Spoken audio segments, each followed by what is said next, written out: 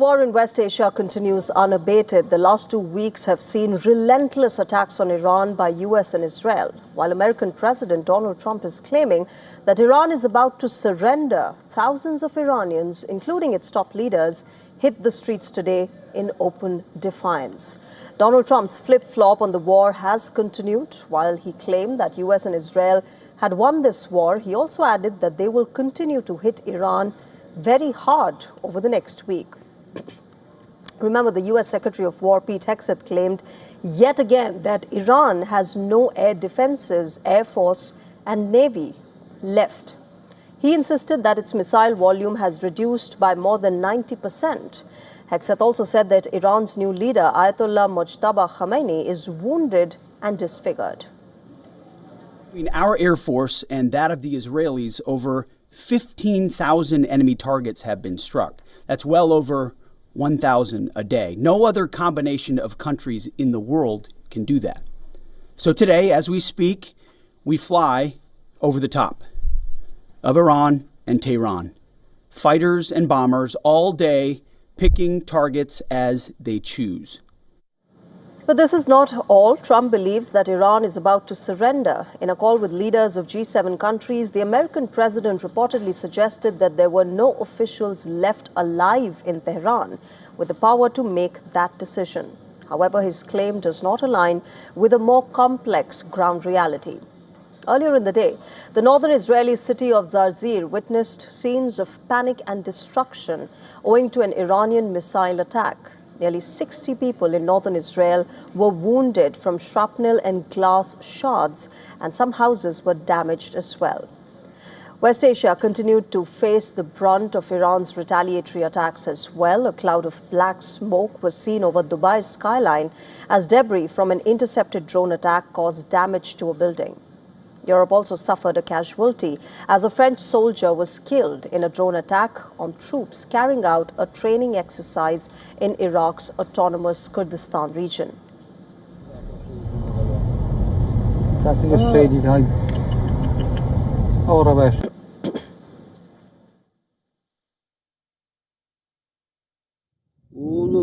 Turkey also leveled a big charge. It claimed that NATO air defenses shot down a third ballistic missile fired from Iran toward its territory.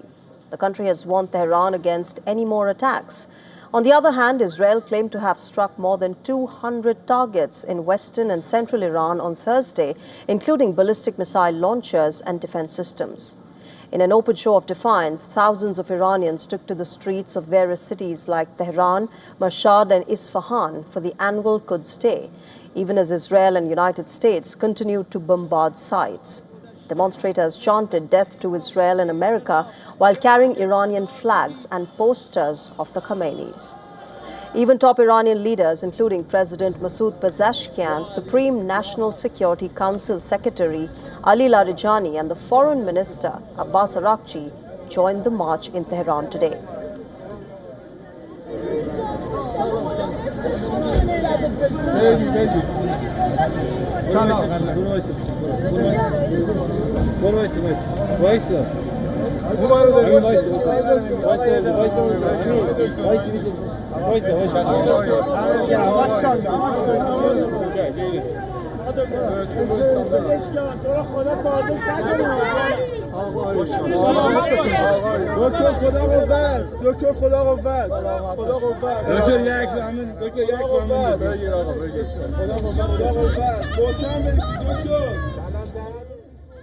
با مردم در کنار مردم تا آخرین نفس و تا آخرین لحظه در مقابل اونها بایستیم. در زیر این باران و در زیر Large explosions rocked Tehran as well today, with the intensity so high that many residents reported that their houses were shaking. A dramatic moment was captured on camera as a blast took place in the backdrop as Iran's judiciary chief, Gholam Hossein Mohseni Ejei, was speaking with the media at the Quds Day rally in Tehran. At least one person was killed in the strike. این تاپ دفاع نمی‌ترسن. مردم ملاحظه می‌کنن. در زیر این باران و در زیر این به هیچ وجه نخواهم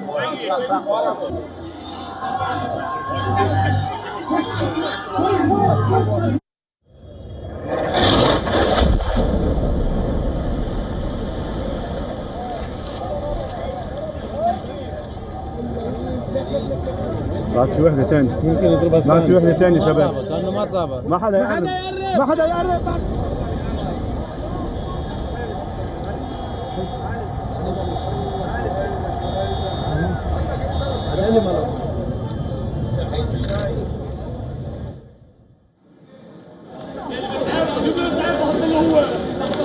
Israel's strikes on Beirut, meanwhile, have continued as part of its operations against Hezbollah.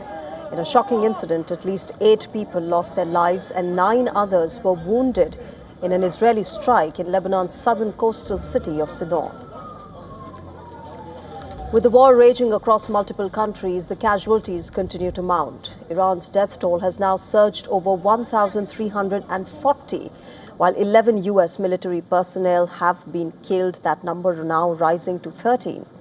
Israel's intensified attacks have resulted in at least 696 deaths in Lebanon so far. Now, the tensions are not limited to the battlefield alone.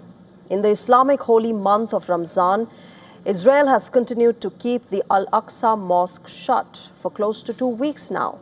8 countries, including Qatar, Turkey, Pakistan, Saudi Arabia, and the UAE, have condemned Israel's move and called upon the country to refrain from obstructing Muslim worshippers from accessing the mosque.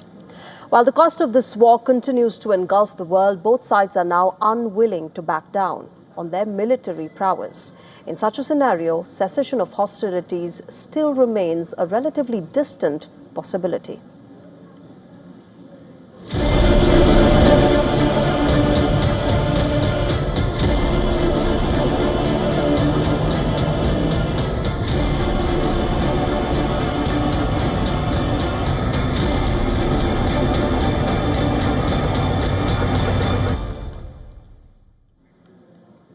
As the war in West Asia widens, losses for America are only growing further. An Iran-backed armed group in Iraq is now claiming responsibility for bringing down a United States military aircraft in which all crew members have been killed.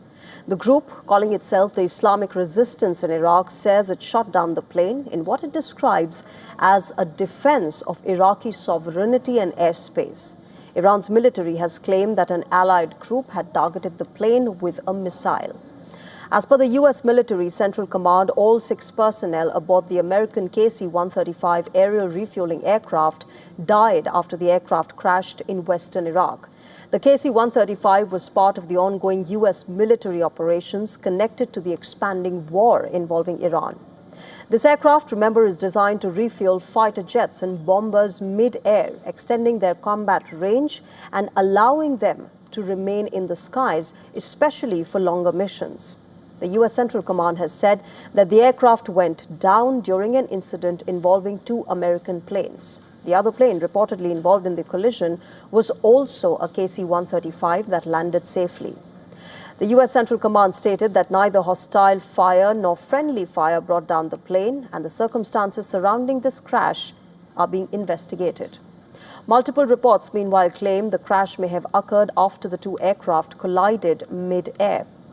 So what exactly happened in the skies over Iraq? If a collision did occur, how did the 2 American military aircraft operating in the same mission end up striking each other?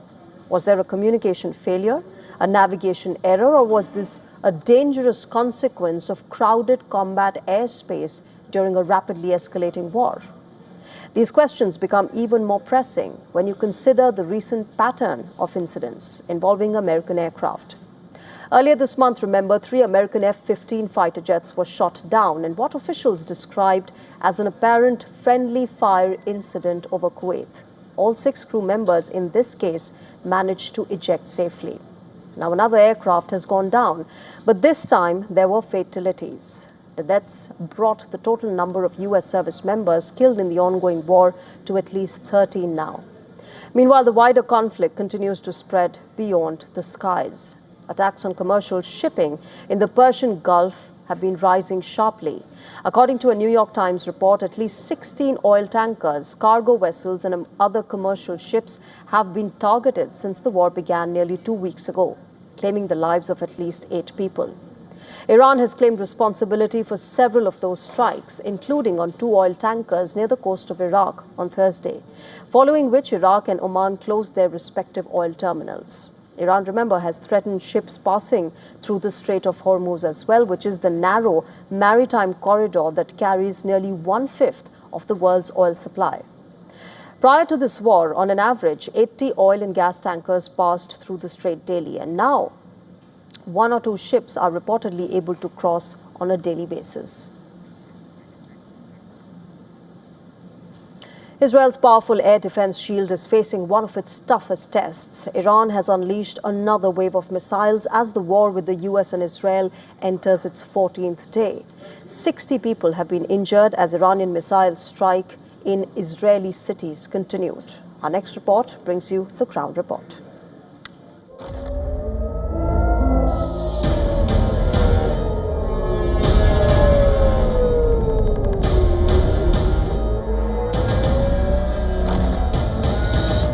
The alarms begin with a familiar sound.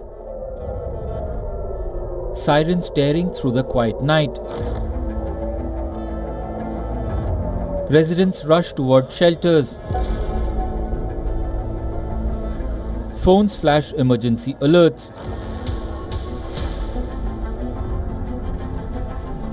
And within seconds, the sky above Israel erupts into streaks of fire. Interceptor missiles shoot upward.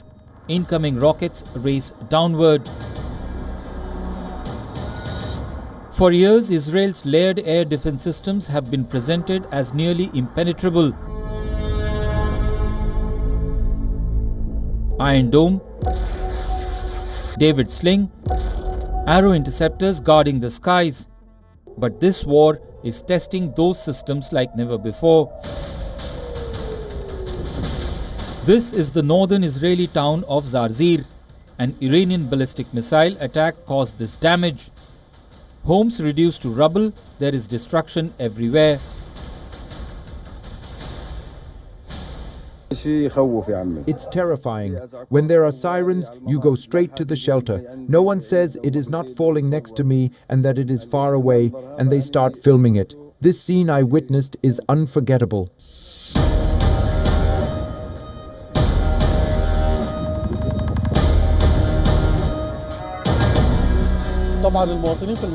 The residents in the area were afraid of the rockets, the shelling, and the violent explosions that took place in the region. The blasts reached the areas of Basmat Tabun, Zarzir, Ka'abiyeh, and the Jezreel Valley area. The explosions were extremely violent, and there was a great deal of concern about this. The barrage was part of a fresh wave launched by Iran's Islamic Revolutionary Guard Corps. Iranian forces are now launching more heavier missiles with bigger payloads. Tehran says it is firing Khyber Shikan, Qadr and Khorramshahr missiles to hit US and Israeli military targets. The missile assault comes as Israel and US continue heavy bombardment inside Iran. Warplanes and long-range strike weapons have targeted Iranian military infrastructure, missile facilities and strategic sites across the country. Now, as the war enters its second week, both sides appear locked in a dangerous cycle. Bureau Report, WION World is One.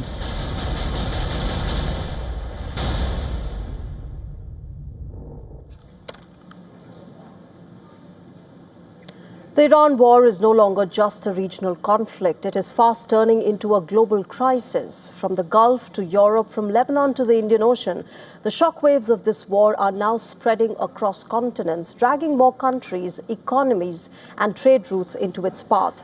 The battlefield has now expanded far beyond Iran's borders. Tehran has responded with missile and drone strikes across the region, targeting countries hosting American bases and other strategically important nations, including the United Arab Emirates, Bahrain, Qatar, Jordan, Oman, Saudi Arabia, and Turkey. The strategic Strait of Hormuz, through which a significant share of the world's oil passes, has become a major flashpoint. Shipping and energy traffic through the choke point has been disrupted, rattling global markets and sending energy prices higher. The impact is also being felt in global trade. Airspace closures and attacks around the Gulf have forced airlines to reroute flights and shut down key airports, including the world's busiest international hub in Dubai. Global air freight capacity has taken a massive hit as well, driving shipping costs sharply higher and disrupting the movement of electronics, medicines, and other critical goods. The war is also opening up new military fronts in Lebanon. Hezbollah has fired rockets at Israel. Israel has continued to attack the country for months now and recently increased its ground operations in Lebanon as well. Hundreds have been killed and hundreds of thousands have been forced from their homes as this conflict spreads across the region. But the shockwaves are now reaching even further. In a dramatic incident in the Indian Ocean, a U.S. submarine torpedoed the Iranian warship Iris Dana off the coast of Sri Lanka. This attack, remember, killed at least 84 sailors, with dozens more missing, and marked one of the rarest submarine strikes on a surface warship in modern times. The conflict has also drawn in Europe.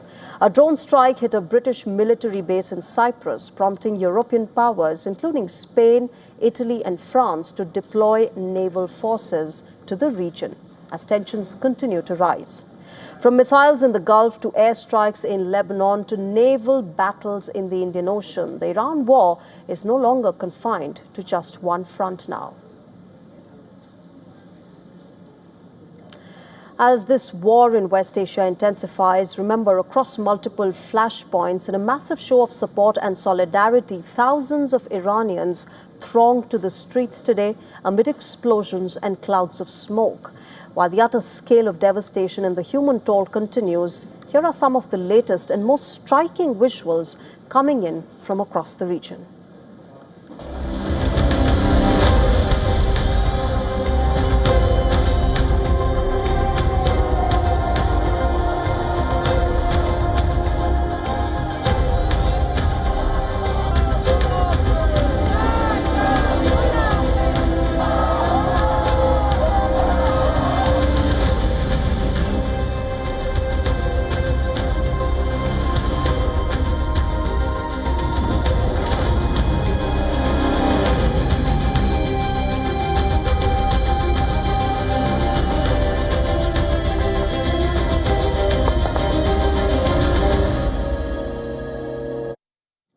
It's time for a break. Coming up on Gravitas on the other side, is Benjamin Netanyahu increasingly getting frustrated with his desire of regime change in Iran not materializing after 2 weeks of the strikes?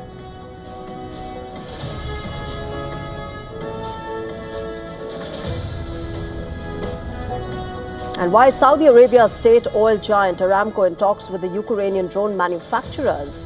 We're getting you details in a complete report.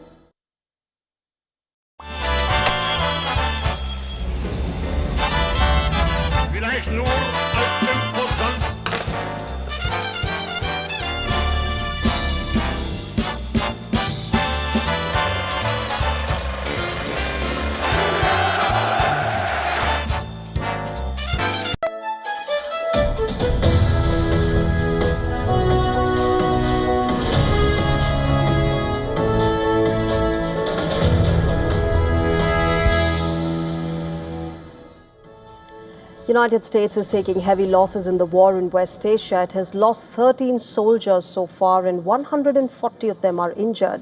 4 American jets have crashed, 10 American radars lie in ruin. But a bigger problem seems to be appearing in the high seas. Iran claims that it has struck American nuclear-powered warship. The CENTCOM has quickly denied this claim. Our next story brings you more details.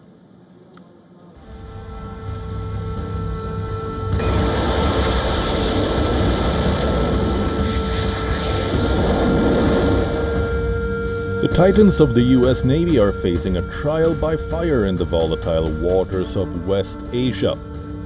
From the Arabian Sea to the Red Sea, American supercarriers are being hunted by a new generation of Iranian lethality. The untouchable symbols of global power are suddenly looking vulnerable under a hail of Iranian weapons. Iranian forces say they targeted the U.S. aircraft carrier USS Abraham Lincoln. Iran's Islamic Revolutionary Guards Corps Navy says that the American aircraft carrier was hit with missiles and drones, rendering it non-operational and forcing its retreat from regional waters. For years, Tehran has repeatedly warned that American carriers are not untouchable.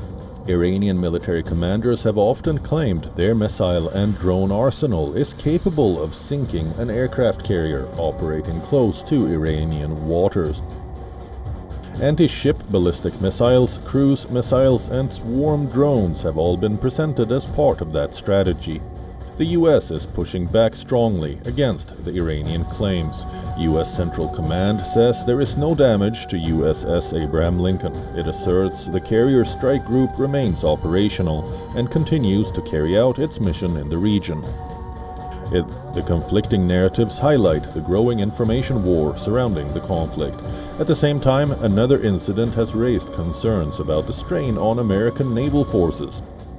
On Thursday, a fire broke out aboard the aircraft carrier USS Gerald R. Ford while it was operating in the Red Sea. 2 sailors were injured, though the fire was quickly contained. Together, these incidents underline the intensity of the war at sea. Aircraft carriers remain the backbone of U.S. power projection. But in a region filled with missiles, drones, and escalating tensions, even the most powerful warships are operating under constant threat. Bureau Report, WION, World is One.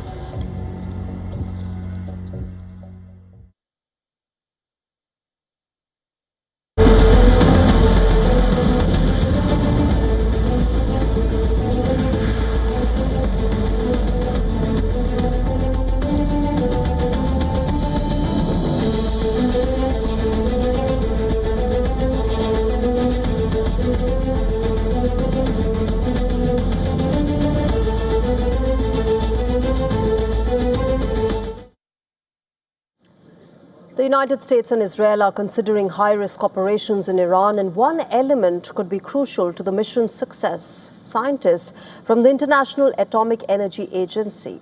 The sources say that any plan to secure Iran's stockpile of highly enriched uranium would likely involve special operators working alongside the IAEA experts and ensuring that the material is handled safely and accurately. The uranium, 450 kilograms of 60% enriched fuel, can be converted into weapons-grade material in just 2 weeks, making it a central target in Donald Trump's stated objective to prevent Iran from obtaining a nuclear weapon. And any such operation would be highly complex, likely taking place after U.S. and Israel forces are confident that Iran can no longer mount a serious defense. Reports suggest that it could be American, Israeli, or joint, and would involve navigating heavily fortified underground facilities. As per reports, American officials have discussed 2 options: removing the material completely or bringing in nuclear experts to dilute it on site. Now, the presence of the IAEA scientists would be crucial, both to ensure safety and to provide international legitimacy to any action. NBC News reported that Trump has discussed deploying a small contingent of U.S. troops for strategic purposes, with semaphore reported options including special operations raids on nuclear sites. Remember, the opening strikes in the war targeted nuclear facilities in Isfahan, Fordo, and Natanz. It buried much of the uranium under rubble. Centrifuges were destroyed, and there is no evidence of enrichment that has been resuming. If the entire stockpile reached 90% purity, it would be enough for at least 11 nuclear bombs. Reports emphasize that the planned boots on the ground is not a large invasion, but small.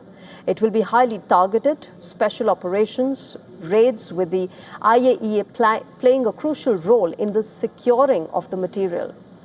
In short, any American-Israeli mission to secure Iran's uranium could be a complex blend of military precision and scientific oversight, a delicate balance of force and expertise designed to prevent Iran from obtaining a nuclear weapon.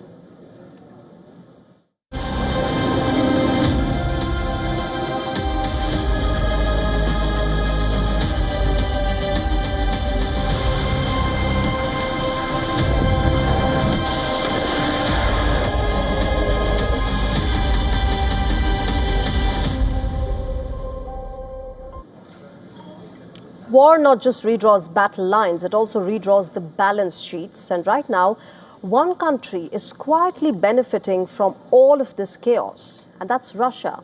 As the war in West Asia shakes global energy markets, Russia is watching oil prices climb, and conversely, its revenues surge.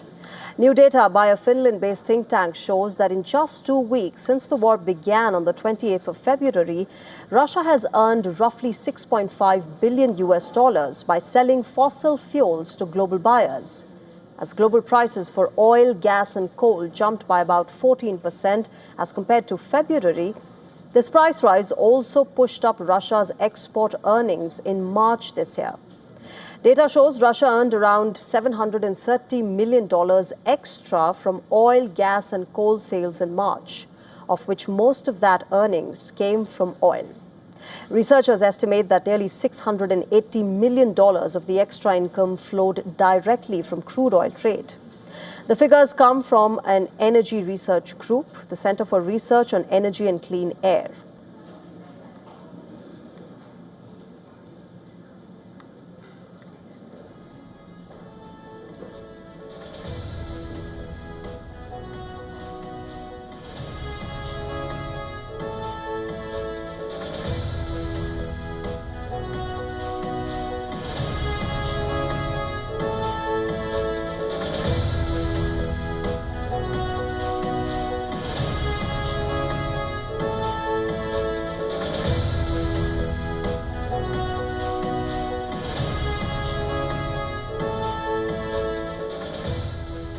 The timing is significant. The data surfaced just as U.S. President Donald Trump said that the United States could soften sanctions on Russian oil to stabilize global prices. In fact, Washington has already issued a temporary exemption allowing Russian oil shipments that are currently at sea to reach international buyers.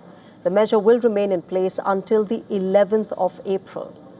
Now, as officials attempt to allay a market rattled by war-driven shortages, with crude oil prices hovering near $100 per barrel, Russia, by the way, remember, is the third largest oil producer in the world, accounting for about 11% of the world's crude oil supplies. As per the International Energy Agency, this war has slashed Gulf energy production by at least 10 million barrels per day, creating what it calls the largest supply disruption in the history of the global oil market. For Russia, that disruption means opportunity. Energy exports remain a crucial pillar of Moscow's budget. As per the think tank, weeks before the West Asia war started, Russia's oil revenues had been slipping to their lowest levels since the Russia-Ukraine war began back in 2022. And now a new war thousands of kilometers away is not just helping Moscow refill its coffers, but making it a huge beneficiary. As the West Asia war has dragged on, is Benjamin Netanyahu increasingly getting frustrated?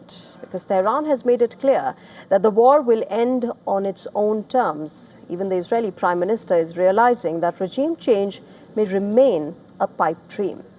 Holding his first press conference since the beginning of this war, Netanyahu conceded that he was not certain about Iranian people bringing down the Masoud Pezeshkian-led government in Iran. Venting out his frustration on the locals, he said, and I quote him, "You can lead someone to water, but you cannot force him to drink," unquote. Donald Trump has echoed a similar sentiment as well, saying that people are unlikely to topple the government anytime soon.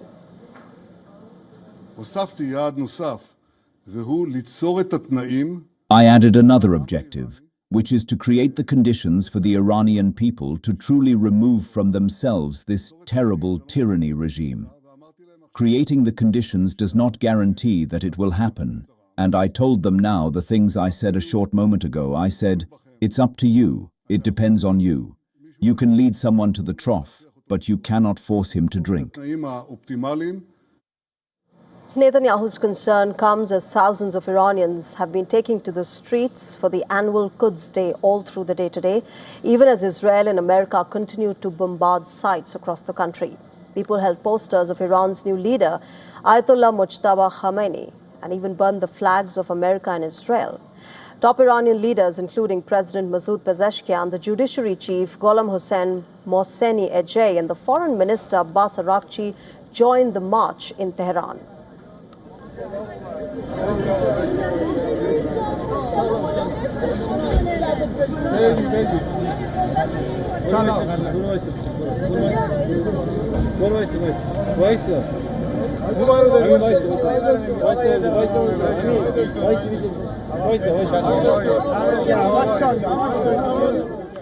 Now, is Benjamin Netanyahu also looking for a face-saver to eventually end this war?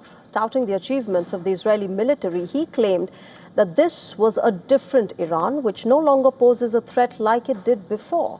At the same time, he's issued a veiled threat to kill Iran's new leader, Ayatollah Mojtaba Khamenei. I wouldn't issue life insurance policies on any of the leaders of the terrorist organizations.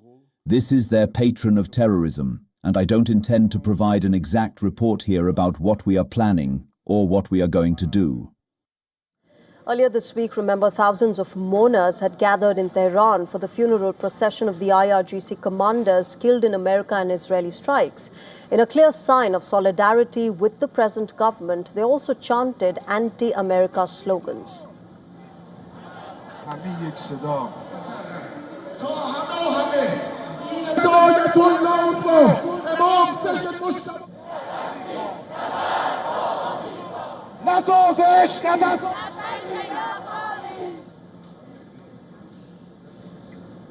Netanyahu's climb down comes at a time when nearly 60 people in northern Israel have been wounded from shrapnel and glass shards after Iran launched a barrage of missiles. Some houses were damaged as a result of this attack. On the other hand, Israel's Air Force claimed to have struck over 200 targets in western and central Iran, including ballistic missile launchers and defense systems on Thursday this week. Earlier in the day, it commenced a new wave of strikes on Iran.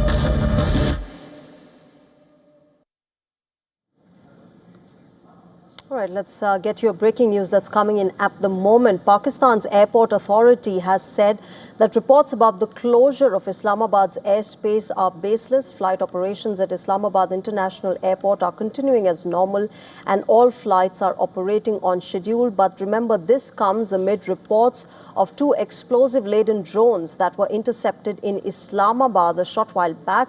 One drone fell near Faizabad while another landed in the I-9 sector.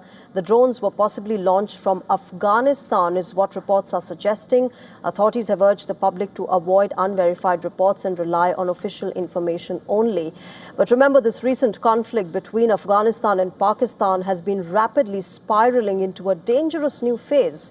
In a dramatic retaliatory move, Afghanistan has struck back the Taliban-led government. Pakistan had done so, and there are claims that its forces carried out the drone and aerial strikes. This is regarding the Taliban-led government in Afghanistan that is being held responsible for these aerial strikes.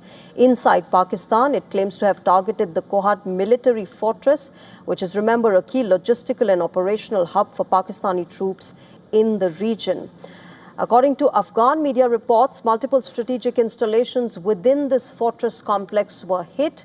It includes military residential facilities as well as weapons and ammunition depots. While Islamabad has not officially confirmed the extent of the damage or the casualties, remember these strikes were a direct response to Pakistan's cross-border attacks on Afghan territory. Afghanistan now saying that these are retaliatory attacks against Pakistan. Pakistan had earlier launched overnight attacks across Afghanistan. Multiple regions were hit during these attacks, including Kabul, which is the Taliban stronghold of Kandahar, as well as the eastern provinces of Paktia and Paktika along the Pakistani border. That time, 6 casualties and 15 people were injured, including women and children. Islamabad, meanwhile, is saying that the operation targeted camps and infrastructure linked to Tehreek-e-Taliban Pakistan, which was the militant group that it accuses of carrying out deadly attacks inside Pakistan. Security sources also claiming at least 4 militant camps and support facilities were destroyed in these strikes, along with an oil storage facility. But on ground in Afghanistan, the human cost, remember, has been felt. In parts of Kabul, houses have been reduced to rubble. Roofs collapsed, walls shattered, and shocked residents gathered in the streets at that time, some with bandaged heads and faces as well, while emergency teams had rushed to the spot.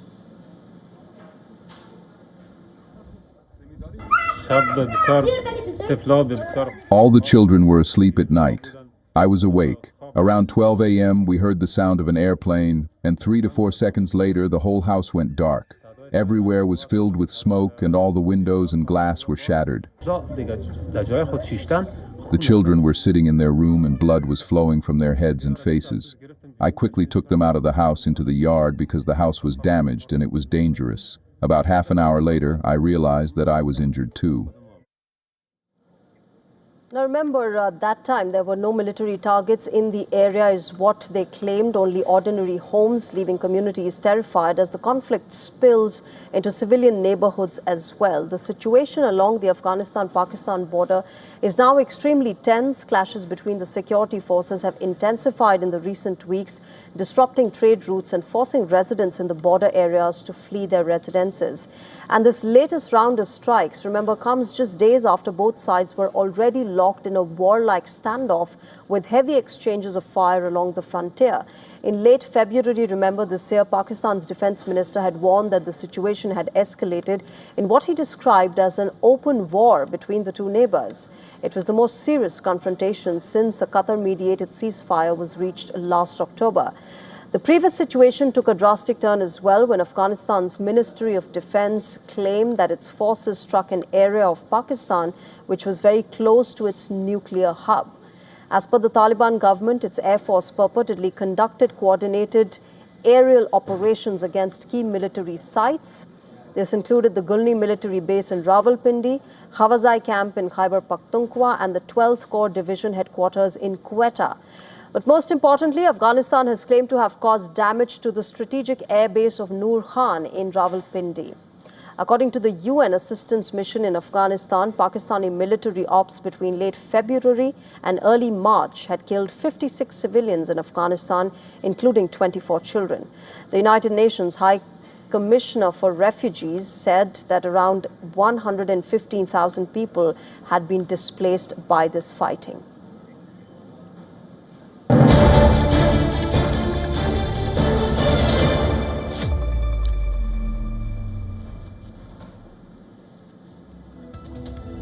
And we've got some breaking news coming in as far as the Iran conflict is concerned. Iran is now saying it has launched its heaviest barrage of missiles against Israel. The Islamic Revolutionary Guard Corps Airspace Commander Sayyid Majid Musavi has said that Iran has launched 30 heavy ballistic missiles at Israel. He said that all the missiles had warheads weighing 1 and 2 tons.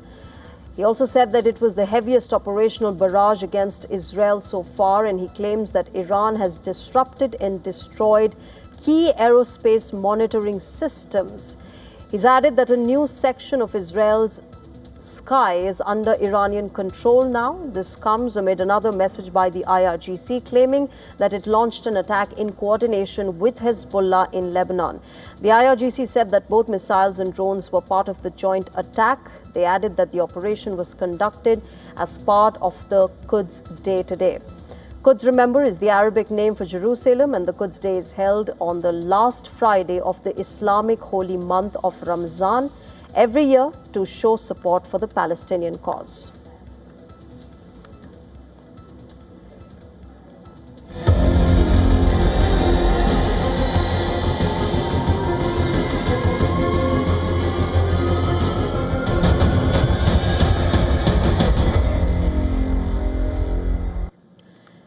Even as Israel is fighting a full-fledged war on multiple fronts, another battle has been raging within. A shocking case of gender discrimination in its military has now come to the fore. As per reports, several female IDF soldiers, including officers and reservists, were blocked from entering a military base in the Jordan Valley on Thursday. Commanders from an ultra-Orthodox battalion reportedly insisted that female soldiers could not enter while male soldiers were undertaking operational exercises. While the IDF has reportedly attributed this incident to rapid decision-making and poor coordination of forces, there is no clarity on any action taken against those who were responsible for this discrimination against the female soldiers. Now, if you look at the history of Israel's defense forces, remember, women have always played a key role. For instance, Israel is one of the rare countries which has a mandatory conscription policy for women as well. At present, women comprise 20% of the country's combat forces and account for 20% of the reservists who have been mobilized during the ongoing Iran war. The IDF has revealed that 90% of the positions are now open for female personnel. 15% of colonels in the IDF are women. However, female soldiers continue to face a number of challenges. In 2021, nearly one-third of women soldiers undertaking their mandatory military service claimed to have experienced sexual harassment at least once. In February this year, a group of 20 rabbis penned a letter to the Israeli Prime Minister Netanyahu seeking his intervention for stopping IDF's plan to include women in the armored corps. They allege that such a scenario would harm the operational resilience and service capability of the male soldiers. Earlier this year, a mob of ultra-Orthodox men chased and attacked two female soldiers on the streets, overturned a police car, and set an officer's motorcycle alight in the city of Ben Barak. While 28 suspects were arrested in this case, they were released by the court. As global powers turn their eyes to the Arctic, Sweden is now sharpening its edge in extreme cold warfare. In the snowy forest near the Arctic Circle, elite Norrland Rangers are drilling with snow scooters, drones, and ambush tactics. This as NATO steps up its focus on the high north. Take a look.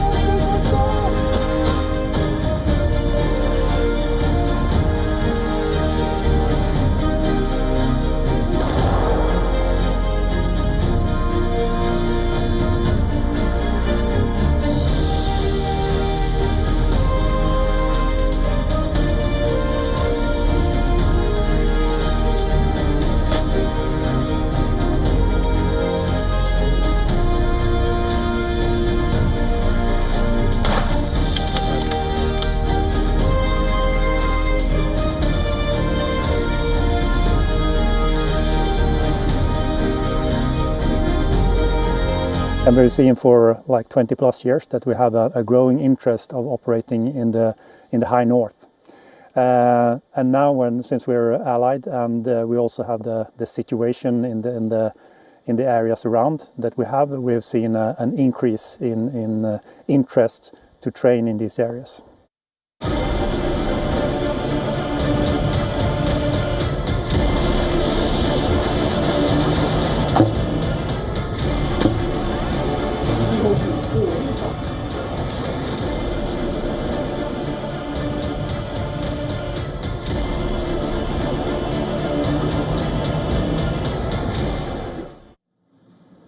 Is America on one hand trying to maintain cordial ties and seek a favorable trade deal during Trump's upcoming meeting with Xi Jinping in China, while quietly preparing to strengthen Taiwan's defenses?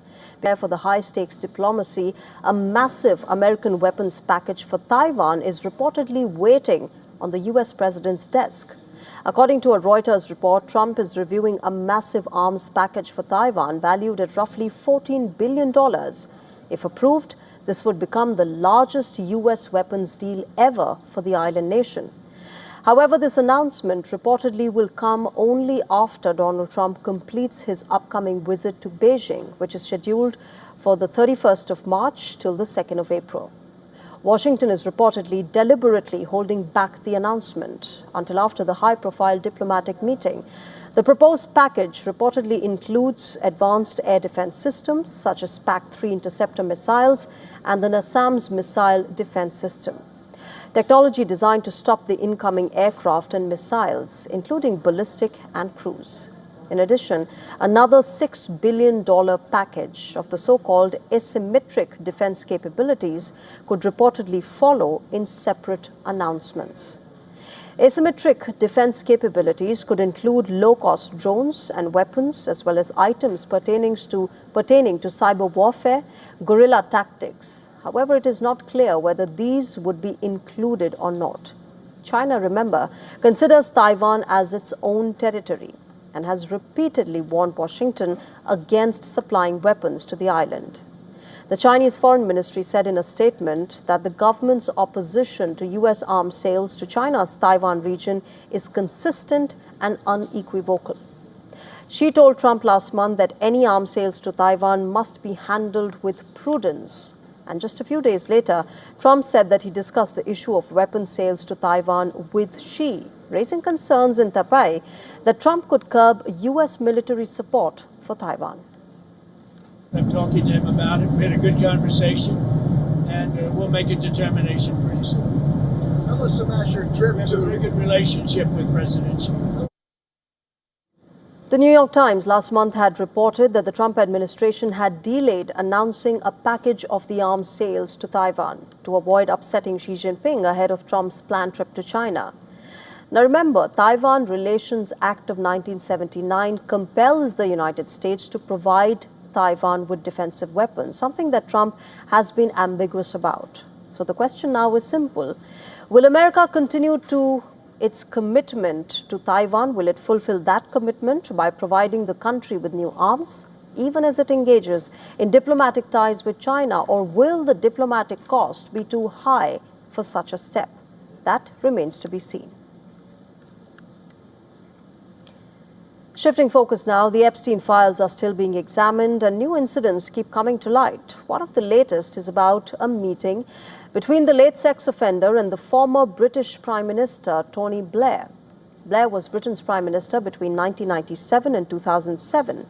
In May 2002, during his second term, Tony Blair met Epstein at 10 Downing Street and the two reportedly discussed religion. Epstein wrote a memo to himself in 2018 which described what took place during this meeting all the way back in 2002. The meeting lasted for about half an hour. It had been set up by Peter Mandelson. According to Epstein's memo, he and Tony Blair discussed the nature that religion plays in world conflicts. The then British Prime Minister also allegedly told Epstein that he used to consult a, quote, wise religious man for personal advice. Reports say that this wise religious man was an Australian Anglican priest named Peter Thompson. The meeting between Epstein and Blair has been public knowledge for a while now. It took place in 2002, which is 6 years before Epstein pleaded guilty for soliciting prostitution from a minor. Epstein was indicted in 2019 for the sex trafficking of minors and he died in prison later that year. Tony Blair, meanwhile, has maintained that he only met Epstein once in 2002 and never engaged with him after that. Thailand's campaign to conserve energy during a period of rising fuel pressure was reflected on television as well, but in an unusual way. During a morning show segment, Thai television news anchors ditched their suit jackets on air. This move was not to showcase an outfit change, but it was linked to the government's call to reduce energy use during the fuel crisis. The presenters said they were following new guidelines that have been issued for government offices and public institutions. Authorities have asked many civil servants and office workers to adjust indoor cooling levels. As part of this effort, employees who normally wear suits and neckties have been permitted to remove them during working hours. Let's just take it off so we can set an example of how to save energy too. By wearing less clothing, it can help with our moods and the coping with the weather. Some people who are addicted to cool air conditioners, well, now you don't have to. You can adjust the temperature as advised by the government to 26-27 degrees Celsius. The policy is aimed at reducing electricity consumption as Thailand faces summer temperatures nearing 40 degrees Celsius. The policy was highlighted earlier this week by Thailand's Prime Minister Anutin Charnvirakul. Authorities are encouraging citizens to adopt energy-saving practices in daily life. These include reducing unnecessary electricity use and sharing vehicles through carpooling. This campaign is expected to continue as Thailand monitors fuel supply and electricity consumption in the coming weeks.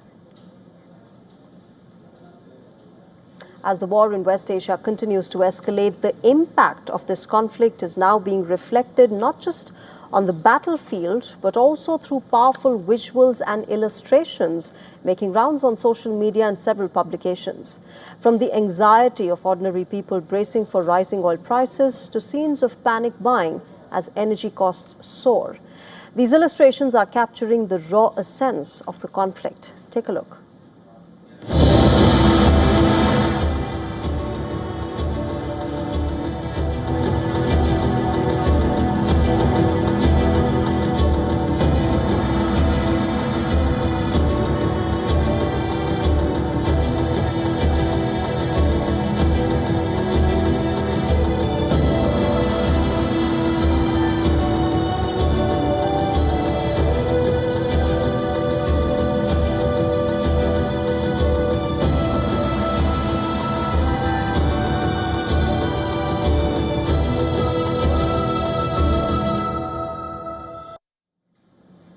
And with that, it's a wrap on this edition of Gravitas. But as always, we will keep getting you analysis from around the world and the latest in the West Asia conflict.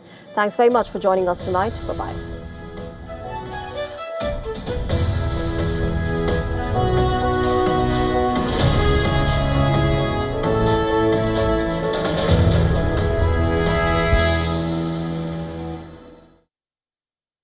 It's about the support that those terrorist groups. LTT has been wiped out.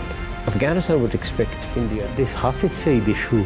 Deepest disappointment and concern. दुनिया पहले दो camp में दो खेमे में. Duman düşman do yapmaya başladı. To political activists. So long as my country.